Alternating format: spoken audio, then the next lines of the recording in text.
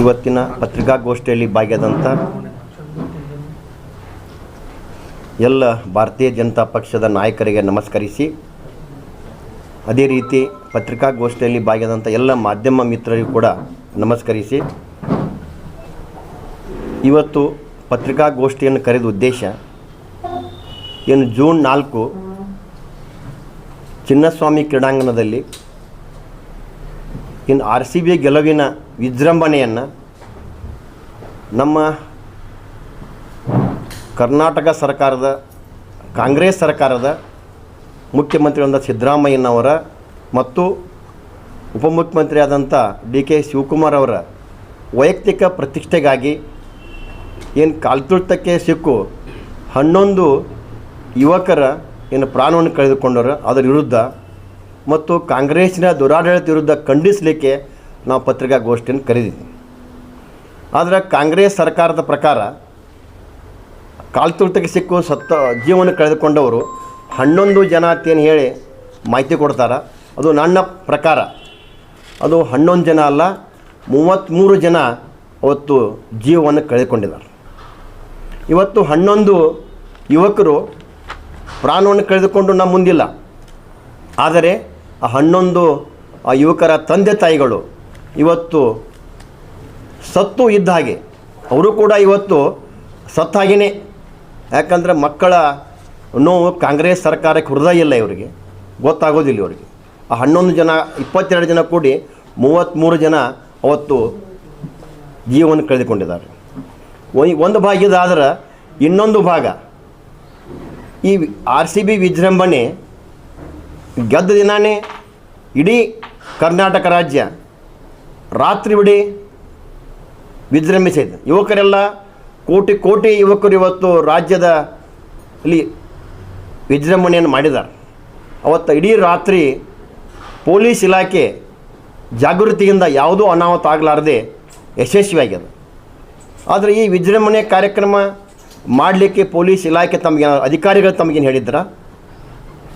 ಆದರೆ ಇವತ್ತು ವಿಜೃಂಭಣೆಯನ್ನು ಮಾಡಲಿಕ್ಕೆ ಕಾರಣೀಕರ್ತರಾದವರು ನಮ್ಮ ರಾಜ್ಯದ ಮುಖ್ಯಮಂತ್ರಿ ಸಿದ್ದರಾಮಯ್ಯನವರು ಮತ್ತು ಉಪಮುಖ್ಯಮಂತ್ರಿ DK ಶಿವಕುಮಾರ್ ಅವರು. ಇವತ್ತು ನಿಮ್ಮ ತಪ್ಪಿನಿಂದ ಆದಂಥ ಈ ಘಟನೆಗೆ ಇವತ್ತು ಪೊಲೀಸ್ 8 ಅಧಿಕಾರಿಗಳನ್ನೇನು ನೀವು ಸಸ್ಪೆಂಡ್ ಮಾಡೋ ಮೂಲಕ ಅವರನ್ನು ಕೂಡ ನೀವು ನೈತಿಕವಾಗಿ ಕೊಲೆಗೈದಿದ್ದೀರಿ. ಇನ್ನು ಸಾಕಷ್ಟು ಯುವಕರು ಇನ್ನು ಟ್ರೀಟ್ಮೆಂಟ್ನಲ್ಲಿದ್ದಾರೆ. ಅದಕ್ಕೆ ಈ ಕಾಂಗ್ರೆಸ್ ಸರ್ಕಾರ ನೋಡಿದ್ರೆ ನನಗೊಂದು ಸುಮ್ಮನೆ ನಿನ್ನೆ ರಾತ್ರಿ ಒಂದು ಸಿನಿಮಾದ ವಿಡಿಯೋ ಕ್ಲಿಪ್ ನೆನಪಾಯಿತು. ಅಂದರೆ ಗುರು ಶಿಷ್ಯರು ಅಂತಕ್ಕಂಥ ಒಂದು ಸಿನಿಮಾದ ಒಂದು ತುಣುಕು. ಆದರೆ ಅದರ ಮೂಲ ಏನಿರ್ಬೋದು ಆ ಮೂಲಕ್ಕೆ ನಾವು ಹೋಗೋದಿಲ್ಲ. ಅದನ್ನು ಅಷ್ಟಕ್ಕೆ ಸೀಮಿತ ಮಾಡಿ ನೋಡಿದಾಗ ಆ ಗುರು ಶಿಷ್ಯರಂತಕ್ಕಂಥ ಆ ಗುರುವಿಗೆ ಸೇವೆ ಮಾಡ್ತಕ್ಕಂಥ ಒಂದು ಪದ್ಧತಿ, ಆ ಗುರುಗಳನ್ನು ಕಾಲುಗಳನ್ನ ಅದು ಬುದ್ಧಿಮಾಂದ್ಯ ಶಿಷ್ಯರು ಅವರು ಕಾಲನ್ನು ಹಂಚ್ಕೊಳ್ತಕ್ಕಂಥದ್ದು, ಅವ್ರ ಕಾಲು ಹೊಡಿತಕ್ಕಂಥದ್ದು, ಇದೆಲ್ಲ ನೋಡಿದಾಗ ಈ ಕಾಂಗ್ರೆಸ್ ಸರ್ಕಾರಕ್ಕೆ ಈ ವಿಡಿಯೋ ಕ್ಲಿಪ್ ಇದು ಮ್ಯಾಚ್ ಆಗ್ತದೆ ಅಂತಕ್ಕಂಥ ಉದ್ದೇಶ ಇಟ್ಕೊಂಡು, ಯಾಕಂದ್ರೆ ಕಾಂಗ್ರೆಸ್ ಸರ್ಕಾರ ಪರಿಸ್ಥಿತಿನೂ ಹಂಗದ. ಇವತ್ತು ಈ ಯಾವ ರೀತಿ ಈ ಕ್ಲಿಪ್ ತಮಗೆ ತೋರಿಸ್ತಾ ಇದ್ದೀನಿ, ಈ ಡಾಕ್ಟರ್ ಬಾಬಾ ಸಾಹೇಬ್ ಅಂಬೇಡ್ಕರ್ ಕೊಟ್ಟಂಥ ಸಂವಿಧಾನದಲ್ಲಿ ಏನದ, ಅಲ್ಲಿ ಸಂವಿಧಾನದಲ್ಲಿ ಭಾಳ ವಿಶೇಷವಾದಂಥದ್ದು ಅಂದ್ರೆ ಅಲ್ಲಿ ಮಾನವತೆ ಆಧಾರ ಮೇಲೆ ಸಂವಿಧಾನ ಇದೆ. ಅದು ಆ ಮಾನವತೆ ಆಧಾರ ಮೇಲೆ ಸಂವಿಧಾನ ಬರೆದಿದ್ದಾರೆ. ಆ ಮಾನವತೆ ಅಂತಕ್ಕಂಥ ಒಂದು ವ್ಯವಸ್ಥೆಗೆ ಇವತ್ತು DK ಶಿವಕುಮಾರ್ ಇರ್ಬೋದು, ಮುಖ್ಯಮಂತ್ರಿಯಾದಂಥ ಸಿದ್ದರಾಮಯ್ಯನವರು ಒಂದು ಕಾಲು ಅವರು ತೊಗೊಂಡಾರ, ಒಂದು ಕಾಲು ಅವರು ತೊಗೊಂಡಾರ ಮಾನವತೆ ಅಂತಕ್ಕಂಥ ಒಂದು ವ್ಯವಸ್ಥೆಗೆ. ಇನ್ನು ಕೆಲವೊಂದು ಶಿಷ್ಯರು ಆ ಕಾಲಿಗೆ ಹೊಡಿತಕ್ಕಂಥ ಸಂದರ್ಭದಲ್ಲಿ ಆ ಗುರು ಎದ್ದು ಹೇಳ್ಬೇಕಂದ್ರೆ ಕೆಲವೊಂದು ಶಿಷ್ಯರು ಕೈ ಮತ್ತು ಕಾಲು ಹಿಡಿದು ಏಳಾರ್ದಂಗೆ ನೋಡ್ಕೋತಾರೆ. ಅವರು ಬುದ್ಧಿಮಾಂದ್ಯದಾರೆ. ಆದರೆ ಇವರಿಗೆ ನಾನು ಮುಖ್ಯಮಂತ್ರಿ ಆಗಬೇಕು, ನಾನು ಮುಖ್ಯಮಂತ್ರಿ ಕಂಟಿನ್ಯೂ ಆಗಬೇಕಂತಕ್ಕಂಥ ಈ ಇಬ್ಬರ ವೈಯಕ್ತಿಕ ಪ್ರತಿಷ್ಠೆಯಲ್ಲಿ ಇವತ್ತು ಮಾನವೀಯತೆ ಏನು ಅಂಬೇಡ್ಕರ್ ಬರೋಂಥ ಮಾನವೀಯತೆ ಇಲ್ಲಿ ರಾಜ್ಯದಲ್ಲಿ ಹಾಳಾಗ್ತಾಯಿದೆ. ಅದು ಕೆಲವೊಂದು ಮಂತ್ರಿಗಳು ಏನು ಮಾಡಾಕೈತಾರೆ ಅಂದ್ರೆ 2 ಕಾಲ ಮುಖ್ಯಮಂತ್ರಿ ಒಂದು ಕಾಲು ತೊಗೊಂಡಾರ, ಒಬ್ಬರು ಉಪಮುಖ್ಯಮಂತ್ರಿ ಒಂದು ಕಾಲು ತೊಗೊಂಡಾರ. ಕೆಲವೊಂದು ಮಂತ್ರಿಗಳು ಕೈ ಮತ್ತು ತಲೆ ಹಿಡಿದು ಏಳಾರ್ದಂಗೆ ನೋಡಾಕೈತಾರೆ. ಅದಕ್ಕೆ ಈ ವಿಡಿಯೋ ಭಾಳ ನನಗೆ ಮ್ಯಾಚ್ ಅನ್ನಿಸ್ತು. ಆದರೆ ಮೂಲ ಬೇರೆ ಇರ್ಬೋದು, ನಾನು ಮೂಲಕ್ಕೆ ಹೋಗೋದಿಲ್ಲ, ತೋರಿಸ್ತಾ ಇದ್ದೀನಿ. ನಾ ಬಿಜಾಪುರ ಜಿಲ್ಲೆಯ ಜಿಲ್ಲಾಧ್ಯಕ್ಷನಾಗಿ ನಾ ಬಿಜಾಪುರದಲ್ಲಿಯೂ ಕೂಡ ಇವತ್ತು ಉಸ್ತುವಾರಿ ಮಂತ್ರಿಗಳಿದ್ದಾರೆ ಮತ್ತು ಮಂತ್ರಿಗಳು ಕೂಡ ಅದಾರ, ಇಬ್ಬರು ಮಂತ್ರಿಗಳು ಕೂಡ ಅದಾರ. ಇಲ್ಲೇ ನಾವು ಅವ್ರಿಗೆ ಜಿಲ್ಲಾ ಅಧ್ಯಕ್ಷನಾಗಿ ನಾವು ಅವ್ರಿಗೆ ಪ್ರಶ್ನೆ ಕೇಳ್ತಾ ಇದ್ದೀವಿ. ಇಂಥ ಒಂದು ಕೆಟ್ಟ ಘಟನೆ ನಡೆದಾಗ ನೀವು ಬಾಯಿ ಬಿಟ್ಟುಕೊಳ್ತಾ ಇಲ್ಲ. ನೀವು ಕೂಡ ಈ ಸನ್ನಿವೇಶಕ್ಕೆ ಈ ಘಟನೆಗೆ ಮಾತನಾಡಬೇಕಲ್ಲ. ಇವತ್ತು ನೀವು ಜವಾಬ್ದಾರಿ ಮಂತ್ರಿಗಳಾಗಿ ಹೇಳಬೇಕಾದದ್ದು, ಉಸ್ತುವಾರಿ ಮಂತ್ರಿ ಇರ್ಬೋದು, ಮಂತ್ರಿಗಳಿರ್ಬೋದು, ತಮ್ಮ ಜವಾಬ್ದಾರಿ ಏನದ ಅಂದ್ರೆ ಸತ್ಯವನ್ನು ಬಿಜಾಪುರ ಜಿಲ್ಲೆಯ ಜನತೆಗೆ ಬಿಚ್ಚಿಡಬೇಕು. ಯಾಕಂದ್ರೆ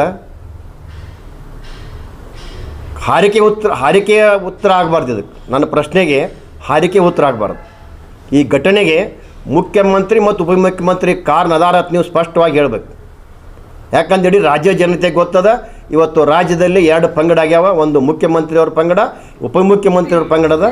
ಕೊನೆಗೆ ನೀವು ಏನು ಮಾಡ್ಬೇಕಂದ್ರೆ ಉಪಮುಖ್ಯಮಂತ್ರಿಗಳ ಏನು ಪಂಗಡದವರು ಮುಖ್ಯಮಂತ್ರಿ ಮೇಲೆ ಆರೋಪ ಮಾಡಿರಿ, ಮುಖ್ಯಮಂತ್ರಿಗಳ ಪಂಗಡದವರು ಉಪಮುಖ್ಯಮಂತ್ರಿಗಳ ಆರೋಪ ಮಾಡಿರಿ.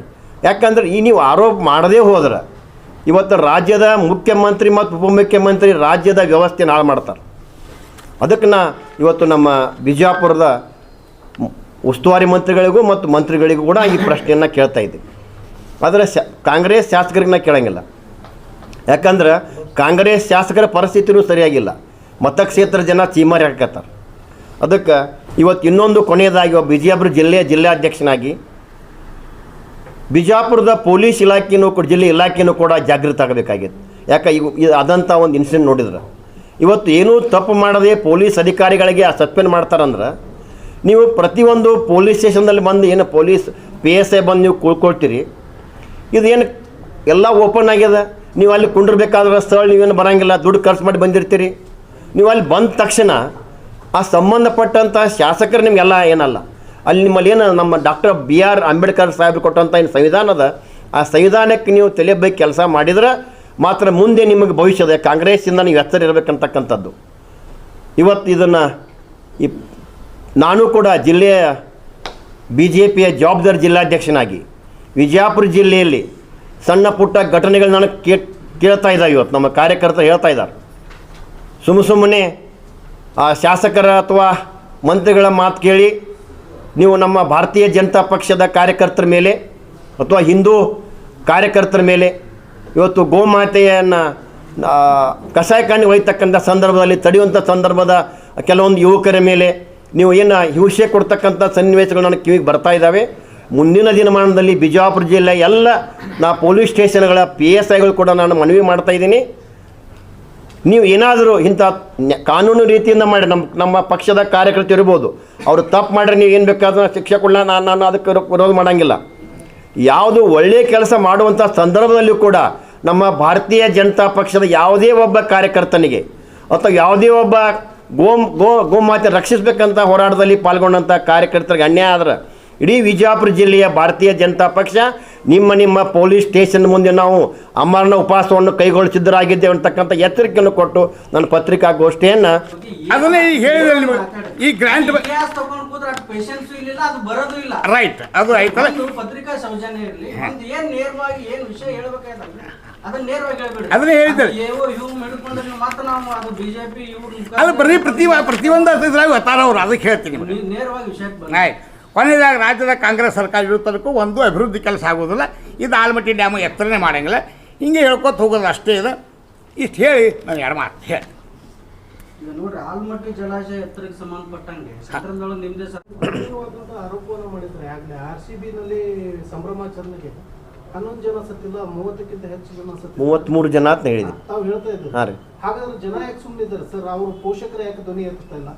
ಅಲ್ರಿ, ಪೋಷಕರು ಆ ಹೆಣದ ಅಲ್ರಿ ಅವರು ತಮ್ಮ ಹೆಣದ ಮೇಲೆ ಕೂತು ಒಬ್ಬ ತಂದೆ ಗೋಳಾಡ್ತಾ ಇದ್ದಾನೆ. ಸರ್, ನಾನು ಒಬ್ಬ ಮಗನ ಕಳ್ಕೊಂಡಂಥ ವ್ಯಕ್ತಿ. ನಾನು ಇವತ್ತು ಏನಾರ ಇರ್ಬೋದು, ನಾನು ಇವತ್ತು ಏನು ಮುಂದೆ ಆಗ್ತೀನೋ ಏನು ಅದನ್ನು ಅನ್ನೋದು ನನಗೆ ಮುಖ್ಯ ಅಲ್ಲ. ಆ ಮಗನನ್ನು ನಾನು ನೆನೆಸ್ಕೊಂಡಾಗ ಮೊದಲೇ ಕಾರಣದಲ್ಲಿ ನನ್ನ ಮಗನ ಕಳ್ಕೊಂಡಿದ್ದೀನಿ. ನನಗೆ ಅನ್ನಿಸ್ತದ ನನಗೇನೆಲ್ಲ ಅದೇ ಇವತ್ತು. ಅದು ನನಗೆ ದೇವ್ರಿಗೆ ನಾ ಬಿಡ್ಕೋತೀನಿ, ನಾನೊಬ್ಬನ ಭಿಕ್ಷಕನಾಗಿ ಮಾಡಬೇಕಾಗಿತ್ತು ಅಂತಕ್ಕಂಥ ಭಾವನೆ ಆ ಮಗನ ಕಳ್ಕೊಂಡಂಥ ತಂದೆಗೆ ತಾಯಿಗಿರ್ತದೆ ಅಂತಕ್ಕಂಥ ಆ ನೋವಿಂದ ನಾನು ಇವತ್ತು ಆ 30 ಮಂದಿ ಜನರನ್ನು ನಾನು ಕನ್ಸಿಡರ್ ಮಾಡಿದ್ದೆ.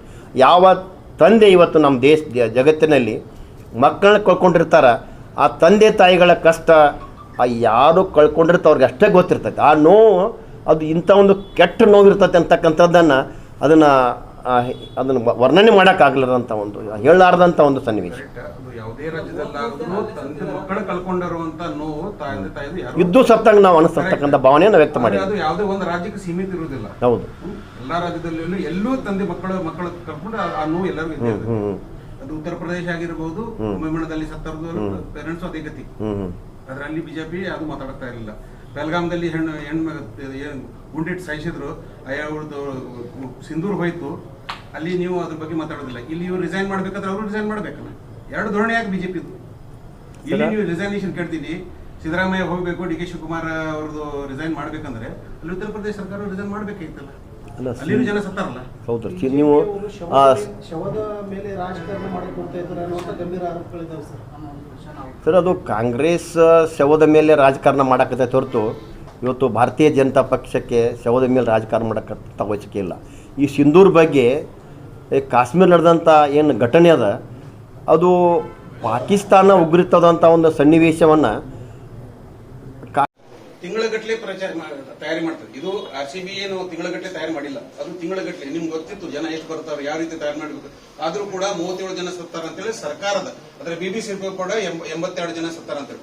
ಅದರಲ್ಲಿ ಯಾರು ರಿಸೈನ್ ಮಾಡಿಲ್ಲ. ಅಲ್ಲಿ ಉಪಮಂತ್ರಿ ಆಗಲಿ, ಮುಖ್ಯಮಂತ್ರಿ ಆಗಲಿ, ಹೋಮ್ ಮಿನಿಸ್ಟರ್ ಆಗಲಿ ಯಾರು ರಿಸೈನ್ ಮಾಡಿಲ್ಲ. ಮತ್ತೆ ನೀವು ನಿಮ್ಗೆ ಏನ್ ಪ್ರಶ್ನೆ ಜನ ಏನ್ ಕೇಳ್ತಾರೆ, ನಿಮ್ದು ಏನ್ ನೈತಿಕತೆ ಇದೆ? ಅದ್ರ ಬಗ್ಗೆ ನಾನು ನಿಮ್ಗೆ ಏನ್ ನೈತಿಕತೆ? ಅದ್ರ ಬಗ್ಗೆ ನಿಮ್ಗೆ ಅದ್ರ ಬಗ್ಗೆ ನಾನು ಹೇಳ್ತೀನಿ. ಏನ್ ತಾವು ಹೇಳಿದ್ರಿ, ಪ್ರಯಾಗರಾಜ್ ನಡೆದಂತ ಘಟನೆ ಇದು ಉತ್ತರ ಪ್ರದೇಶದ ಮುಖ್ಯಮಂತ್ರಿಯಾಗಿ ಅದು ಆಯೋಜನೆ ಮಾಡಿದ್ದಲ್ಲ. ಅದು ಬಹಳ ಪುರಾತನ ಕಾಲದಿಂದ ಬಂದಂತ ಒಂದು ವ್ಯವಸ್ಥೆ. ಅದು ಅವತ್ತಿನ ದಿನ 41 ವರ್ಷ ಆದ ನಂತರ ಅಲ್ಲಿ ಜನ ತಾನಾಗಿ ಬಂದು ಜಮಾಯಿಸ್ತಕ್ಕಂಥ ಒಂದು ಸನ್ನಿವೇಶ. ಆದ್ರೆ ಇವರಾಗಿ ಆಯೋಜನೆ ಮಾಡಿದ್ದಲ್ಲ. ಆದ್ರೆ ಈ ಪ್ರಯಾಗರಾಜ್ ನಡೆದಂತ ಘಟನೆಗಳು ಇದು ಪ್ರತಿ ಹಿಂದಿನ ಹಿಸ್ಟ್ರಿ ತಗೊಂಡಾಗ ಅದು ಕಾಂಗ್ರೆಸ್ನಲ್ಲಿ ನಡೆದಿದೆ, ಬಿಜೆಪಿ ನಡೆದಿದೆ. ಆದ್ರೆ ಇದು ವ್ಯವಸ್ಥಿತವಾಗಿ ಮಾಡಿದಂತ ಇವರು ಉತ್ತರ ಪ್ರದೇಶ ಮುಖ್ಯಮಂತ್ರಿನ ಈ ವ್ಯವಸ್ಥೆಯನ್ನು ಮಾಡಿದ್ದಲ್ಲ. ಇದು ಏನ್ ನಮ್ಮ ದೇಶ ಏನ್ ಅವಾಗ ಸ್ಟಾರ್ಟ್ ಆಗೈತಿ ಅವಾಗಿನಿಂದ ಪ್ರಾರಂಭ ಆದಂತ ವ್ಯವಸ್ಥೆ ಇರೋದ್ರಿಂದ ಅಲ್ಲಿ ಬಂದಂತ ಜನ 60 ಕೋಟಿ ಜನ, 65 ಕೋಟಿ ಜನ ಬಂದ್ರು ಅಂತ ಹೇಳಿ ಪ್ರಚಾರಕ್ಕೆ ಉತ್ತರ ಪ್ರದೇಶ ಸರ್ಕಾರ ತಗೊಂಡು ಪಬ್ಲಿಸಿಟಿ ತಗೊಳ್ತಲ್ಲ. ನಮ್ಮ ಕಾಲದಲ್ಲಿ ಇಷ್ಟು ಜನ ಬಂತು, 65 ಕೋಟಿ ಜನ ಬಂತಂದ್ರೆ ಪಬ್ಲಿಸಿಟಿ ತಗೊಳಕ್ ಅವ್ರಿಗೆ ಕ್ರೆಡಿಟ್ ಬೇಕು. ಅದು ಜನ ಸತ್ತ ಮೇಲೆ ಕ್ರೆಡಿಟ್, ಅದಕ್ಕೆ ಜವಾಬ್ದಾರಿ ಬೇಕಾಗಿಲ್ಲ. ಒಂದ್ ಮಾತು ಹೇಳ್ತಾನೆ, ಪ್ರವಾಹ ಬರ್ತತಿ. ಅದು ಸರ್ಕಾರದ ಮಾಡಿದ್ದು, ಗವರ್ಮೆಂಟ್ ಮಳೆ ಅಂತಕ್ಕಂಥದ್ದು ಬರ್ತಕ್ಕಂಥ ದಿನದಲ್ಲಿ ಯಾವ ರೀತಿ ಒಮ್ಮೆ ಗೊತ್ತಾಗಲ್ಲ. ಹೆಂಗ್ ಪ್ರವಾಹ ಬರ್ತೈತಿ. ಈ ಪ್ರವಾಹ ಬಂದಾಗ ಅದು ಬಂದಂತ ಅದು ಕುಂಭಮೇಳ ಕೃಷಿ ಅದು ಇದು ಆಯೋಜನೆ ಮಾಡಿದಲ್ಲ.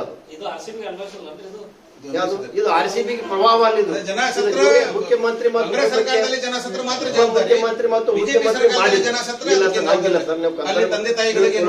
ನೋಡ್ರಿ, ಪ್ರಯಾಗರಾಜಲ್ಲಿ ಇರ್ತಕ್ಕಂಥದ್ದು ಅದು ಯಾವ್ದು ವ್ಯವಸ್ಥೆ ಮಾಡ್ತಕ್ಕಂಥದ್ದಲ್ಲ. ಬಹಳ ಪೂರ್ವ ಕಾಲದಿಂದ ಬಂದಂತ ವ್ಯವಸ್ಥೆ. ಅದು ಪ್ರಭಾವ ಬಂದಂಗ ಬರ್ತಿರ್ತೈತಿ. ಅದು ಅದರಲ್ಲಿ ಕೂಡ ಆ ಘಟನೆ ಕೂಡ ನಾನು ಖಂಡಿಸ್ತೀನಿ. ಆ ಘಟನೆಯನ್ನು ಕೂಡ ಖಂಡಿಸ್ತೀನಿ. ಜನ ಬರ್ತಾರಂದ್ರೆ ಜನಕ್ಕೆ ಸೆಕ್ಯೂರಿಟಿ ಕೊಡೋದು ಜವಾಬ್ದಾರಿ ಸರ್ಕಾರದ ಅವ್ರಿಗೂ ಇಲ್ಲೋ, ಅಥವಾ ಸರ್ಕಾರಕ್ಕೂ ನಮ್ಗೆ ಸಂಬಂಧ ಇಲ್ಲ ಅಂತ ಕೊಡ್ಬೇಕು. ನೀವು ಜನ ಬರ್ರಿ ಕೊಡ್ರಿ ಸಾಯ್ರಿ ನಮ್ಗೆ ಸಮ್ಮತಿ ಮಾಡ್ತಾರೆ, ಸರ್ಕಾರ ಜವಾಬ್ದಾರಿ. ಅಲ್ಲಿ ಟೆಂಟ್ ಹಿಡಿದು ಎಲ್ಲವೂ ಸರ್ಕಾರ ಮಾಡಿದ್ದು. VVIPಗಳಿಗೆ ಉತ್ಸವ ಹೋಗುದು ಸರ್ಕಾರ ಮಾಡಿದ್ದು. ಸರ್ಕಾರ ಜವಾಬ್ದಾರಿ ತಗೊಂಡ್ಮೇಲೆ ಅಲ್ಲಿ ಸತ್ರು ಸರ್ಕಾರ ಜವಾಬ್ದಾರಿ, ಜನ ಸಕ್ಸಸ್ಫುಲ್ ಆಯ್ತು. ಬಗ್ಗೆ ನಾನು ಕೂಡ ಖಂಡಿಸ್ತೀನಿ, ಅದು ಒಂದು ಭಾಗ. ಆದ್ರೆ ಅಲ್ಲಿ ಮಾಡಿದಂತ ವ್ಯವಸ್ಥೆ ಇವತ್ತು ಇಡೀ ಜಗತ್ತೇ ಮಾತಾಡ್ತದೆ.